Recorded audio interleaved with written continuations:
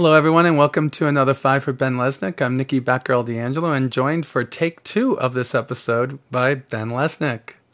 Hey, Ben. Nikki. Hey. This is like deja vu. It is all over again. Yeah, we were just talking about how the world ends when weather happens out here, and for some reason I lost you totally in just a blip of either power or something. So, Then the last question too. Yeah, last question. And we did ask quite a number of them because I'm, for the first time, taking questions from my research editor. He's collecting them for me, and that's Dr. Jeffrey Wadley. I can't pronounce his last name. He's going to kill me. And he actually sent them to me. And I usually, when I send you the questions, I already do the turning someone's statements into questions. So we'll start off real quick with Nighthawk's question. And that was last year. There was a buzz about the in-game slider, and we talked about this just a few minutes ago. And I'd like to know if there's been any changes to the in-game slider and how that's working right now as the persistent universe is developing. No, it's essentially no changes to as Chris has envisioned it. It's not implemented yet, so it's an idea rather than a fact at the moment. But we spend a lot of time thinking about PvP encounters because we know that there is a large segment of the audience that they want the impact of players building the universe together, but they don't want to play with other people. And we want to give them that option in so much as we possibly can. One of my big takeaways from this whole ongoing gaming in general is it's not the fact that you're playing. It's people aren't cowards shaking in their boots because they don't want to play with other humans. It's just other humans are jerks. So if we could inspire a community where it's Knights of the Air, where it's actually pleasant to battle someone else rather than where they're gonna use a dance emote over your body afterwards or loot your corpse and make fun of you. So it's much more change. On one hand, we want to change how PvP works in general, and we also want to give people as much of an option as possible to avoid it. Right, and I know that people have bad tastes in their mouth from certain things like PvP servers in WoW or EVE Online, where people do a lot of griefing, but you're creating this anti-griefing system that seems to be on its way, and I think we'll touch base on that once we have more of the persistent universe going on, so you could elaborate more on that. But I find it hard to place myself in the mindset of someone who's like, I'm the PvP guy, I'm the PvE guy, I'm the EV whatever. I don't understand EVE guys, of course, but it was a terrible joke. They should all be tools for building a better overall experience rather than the end game. I don't buy a game like, I'm going to fight people with this game. I'm going to play this game, but not if there are other people involved. I want a world where, hey, this is a great game. Right. I think that what happens is some people just want to get in their freelancer and go on a couple of runs and not worry about getting shot down. But the immersion factor for me would be broken in that situation. So I would have my slider set more to the middle or to the lower third. So, we'll see how this works out as soon as the player universe goes into alpha at that point, because we're still pre-alpha. We'll be able to see how that's working out better, right? Yeah, one thing that Chris has said is he wants to get to a point where you don't know if you're battling another player or an AI, which that would also be my goal. That's what we missed. That's why you have Moon Collider on board, because they're going to make the AI better, just not dicks like you called them. Well, yeah, honestly, making an AI win all the time is very, very easy. It's making one that doesn't that's hard. Yeah, I guess so. It's kind of like playing chess against a computer. I always get beat. Next question. It's going to be from Joe Hudson. And this is the one that we had to do with insurance and how insurance works if you let a organization lease your ship. I think we answered the first part of his question the first time we tried this, and it was, who owns that ship when Well, the first part of the question is, who owns the ship when I lend it to my organization? The second part was, how does insurance work then? Like, what's the in-game time when the org is logged in or when the person is logged in? Remember that was a two-parter? Yeah. Yeah. So the answer to the first part is that you own your ship, absolutely, regardless. If you're saying, okay, make it available for all the members of this org, then they're also responsible for it. It's like having a kid and then adding them to your insurance policy. They don't suddenly own your car, but if they go and wreck it, it's the same amount of trouble. Right. So it is possible for orgs to buy insurance for a ship at that point. Yeah. Okay. And I guess we actually answered that one really quickly because it does make sense. If you lend it to an organization, the org leader is in control of that ship, or the leadership, whoever he puts in, they put in charge of that. And insurance still has to be paid by somebody. It could be paid by the org if that's the way that you can handle it.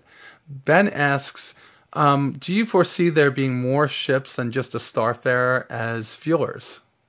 Yes, absolutely I do. I see it as something that, I think we will do more fuel ships as we evolve that aspect of the game, but also I see it as a modification that existing ships could be able to do too, whether that's like on the tiny little refiner for fueling your Aurora, or it's a module for your Starfarer, so it can act like a KC-135, or well, sky's the limit. It could be a module for the Miss Sea. One thing we like to do is we like to have what we call an end game ship, and that's a bad term for it that I hate because it implies that you're at the end of the game once you get this mining ship or this fuel ship or so on. But truly, it's the most dedicated ship. So this is the ship that's most dedicated to mining. Everybody else is somewhere on the spectrum too. Okay. So we never want it to be, this is the ship you have to have for this job. So, you just brought up mining, and I've read 3 design documents in the last 3 weeks, right? We had, and you guys are very elaborate with that. So refueling sounds like it's not going to just be clicking on another ship and refueling it. Then it seems like there'll be some kind of mechanic. No, I'm thinking actual aircraft. EVA? Another ship is one of the most, docking your fuel tanker aircraft with like an F-16 is one of the hardest things you can do. Oh, so God, yeah. We need that challenge. And same for mining. I don't want to call it mining because it's a different system, but collecting fuel from a gas giant or from interstellar space, it needs to be a challenge rather than, oh, I'm here, I have a Starfarer, I paid the Starfarer fee, so I'm here, I'm going to press this button and I'll start making credits. It has to have a challenge associated with it. And I skipped over this one the last time, but I think this next one from John Pathfinder Ascon, it can be answered very quickly, and it's, has the hip animation been fixed yet? The characters walk like they have hip dysplasia. But that's why the Imaginarium was up, right? Well, I'll tell you what, we, in 1.1, we have an entirely new character rig, which has broken every single aspect of the game. So likely the animation thing you saw as an issue with the last character has been fixed, because it's an amazing new rig. It's fantastic. But now we have to go back and, oh, wait a minute, none of the chairs work anymore. And when you stand up to the wall, you fall through it. And, it's just magic floating eyes again. I don't know what it is about game development, but apparently the idea that apparently all roads lead to magic floating eyes. So. Oh, my God. I'm just thinking, are we going to have this out before the 1st of June now? It's tough.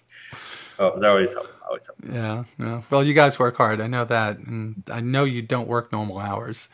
So the next one was, and I asked this the wrong way the last time, so we know better this time. Is there going to be limits to how much we could expand our hangar? And this didn't have to do with ships. It has to do with all those wonderful room modules you can allow us to buy at some point. Well, I'm going to give my answer when I thought it was ships again, because I think it's something people should think about, which is that we want there to be no limit in pretty much anything in Star System, whether it's hangar size or people in an instance or number of star systems. Our goal is to push the limit as far as we can. There will always be a technological limit. There'll never be a point where your computer will like, oh, by the way, now I can render unlimited ships at once. But we will continue to push that limit, and as Star Citizen is live for 10, 20 years, we will continue to take advantage of the latest technology. So the limits that we launch with next year whenever we launch, will not be the ones that you experience with Star Citizen in 2025, 2035. I think that's why we crashed the last time, because you gave a date. Yeah, I give it. Yeah. Well, we won't talk about that date because it was not right. Yeah. Room system. One of the great things the room system does is it lets us stream in different rooms as levels. So, you exit your hangar and you're in your rec room, and the computer's only rendering the rec room. So it actually does let us have unlimited. Nothing's unlimited. You're gonna explode the world if you have unlimited of anything. Right. But it allows for quite comprehensive base building. Okay. I like that answer, especially with you telling us that the game was coming out on June 1st. No, sorry, that wasn't it. I wish. No, do not think that that's true. Vacation set for June 2nd, if that were the case. Well, that's good. That would never happen. So space stations, this was the one that we were on. This is a hard question to ask because I don't know what the mechanics are. They're talking about morale. They're talking about increased resource extraction or economic, better economics for a organization if they control certain space stations that you can go and battle for, or if they have somebody in the group that has a 1,000,000 high club. Will there be advantages to owning those type of things?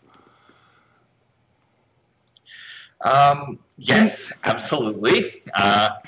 But very much not charted out yet. So, hey, if you own a mining station, you'll absolutely be processing ores and making credits and so on. If you own a nightclub, hey, maybe you're getting a cut of the door, who knows? Okay. But one of our big thoughts is that space stations are one of the next things. So we talked about endgame ships, and we also envision this next chunk of the thing you can do probably after launch is, space station ownership and mega corporations and all that. So it's those are very rough plans right now, but they're coming together. And so is expanding the universe at some point, from what you and Chris and David have said, that as time goes on, maybe another system or more jump holes or jump points are discovered. Oh yeah, that's the hope. Discover a jump point, set to UEE, and it spawns so much. Hey, now we're going to terraform this planet. The computer wants to terraform this newly discovered system. They're going to make it turn a lifeless biosphere into a land out. You're going to escort the terraformers. You're going to be one of the pirates who wants to raid them. You're going to be bringing in supplies to this effort. Hey, we need to get 10,000 space units or whatever to get to the next phase of terraforming. You're going to be, we need steel to build the buildings for this new outpost. Drop off the prefab structures. Just you will take a role in evolving or preventing from evolving these systems. Yeah. This is a bigger game than anyone could imagine. I know that much.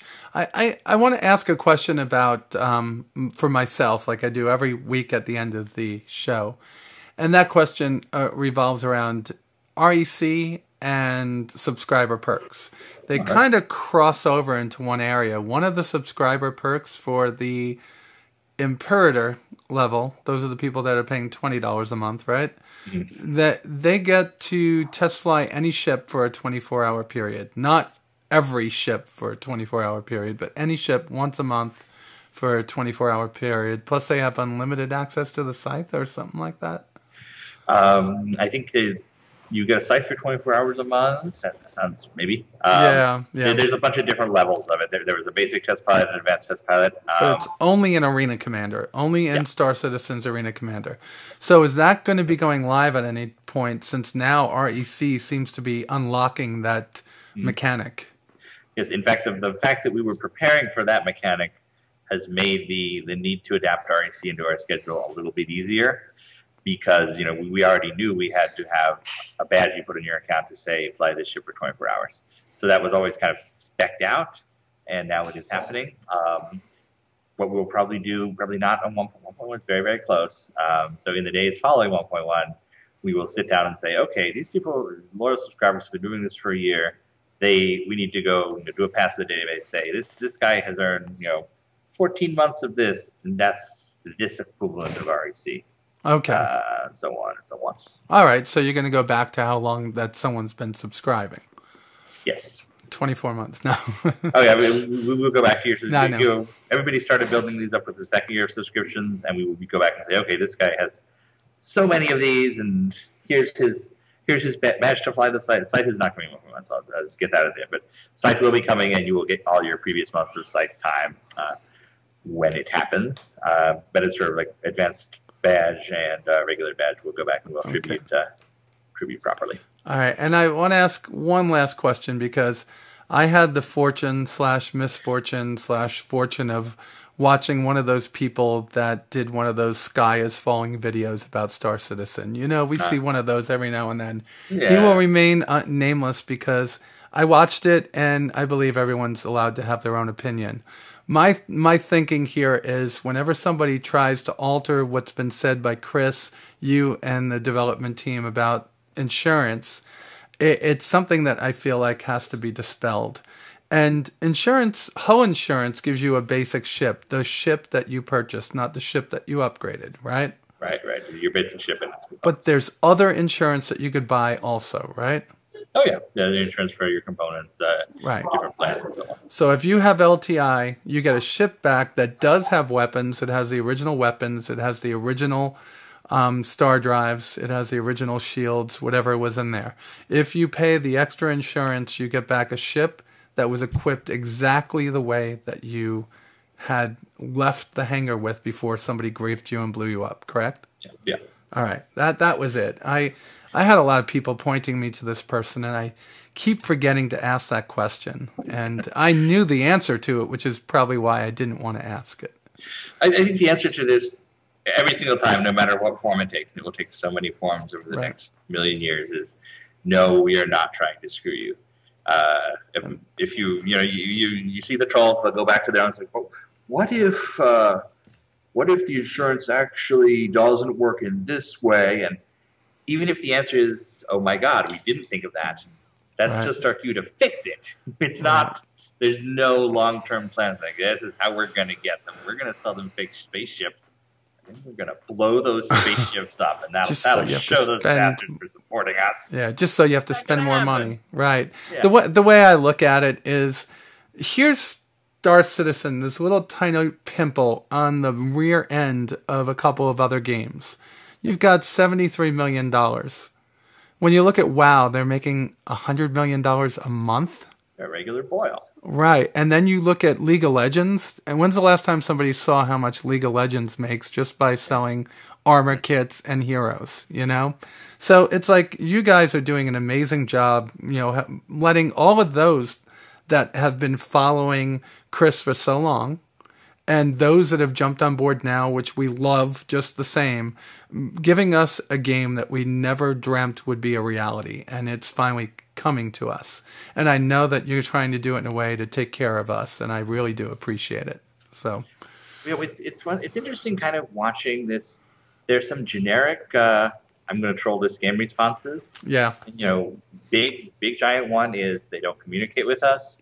And the other one is, this is a scam. There's no real game. They're taking money going to the Bahamas. So throughout all this, our goal has been to show you, we are making a game. You can play it today. You can see our work. And you're going to hear from us every single day. Right.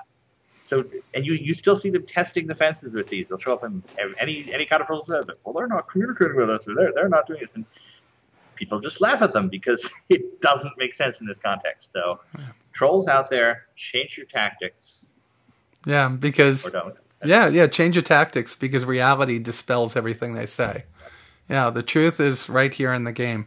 Ben, I didn't want to get you going on that, but it did. I had my goat going, and I had to calm down. And I'm like, I got to ask Ben that question.